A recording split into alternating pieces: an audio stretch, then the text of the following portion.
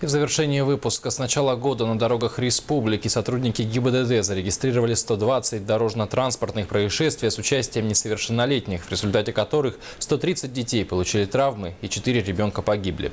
Более 45% пострадавших в автоавариях – дети-пассажиры. На днях в Нерюнгринском районе и в Якутске автоинспекторы провели массовые проверки по выявлению таких нарушений. О результатах проверки в столице республики расскажут наши корреспонденты. В первый день проверок под прицел сотрудников ГИБДД попали два столичных детских сада – номер 41 Кескиль и номер 51. Инспекторы подъезжали к дошкольным учреждениям утром и вечером, когда малышей привозят в сад и забирают домой. И несмотря на то, что информация о проверках была озвучена накануне в средствах массовой информации, а в самих детских садах были вывешены объявления, не все родители приняли меры. Как показала проверка, порядка 30% из них привозят малышей в детский сад без детских удерживающих устройств. За время проведения массовой проверки возле детских садов, было выявлено 19 нарушений правил перевозки детей. На водителей были составлены соответствующие административные материалы. Всего было проверено около 100 родителей, которые привезли детей в детские сады на автомобилях.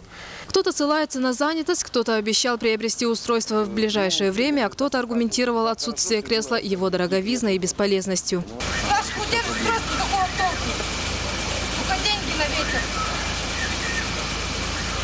Скорее, я опасный рабочий. Это для ваших детей, для вашего безопасности. Ну погибают дети с этим устройством, что толку от них? Но есть родители, которые понимают всю необходимость наличия автокресла и более того считают, что подобные проверки необходимо проводить регулярно. Здесь очень много машин, много детей. Как возят, правильно, неправильно. Вот у меня внучка, да? И я считаю, что безопасность ребенка это самое главное для взрослых. Поэтому мы должны выполнять требования, которые предусмотрены правилами эксплуатации автомобиля. Конечно, кресло не панацея, но в большинстве случаев все-таки оно помогает, я считаю. Добавим, что теперь за отсутствие автокресла отменена мера наказания в виде предупреждения. Из-за нарушения правил перевозки детей придется заплатить штраф. Но лучше потратиться на приобретение кресла и тем самым обезопасить своего ребенка. Конечно, хочется пожелать всем родителям, водителям, экономить на безопасности детей нельзя.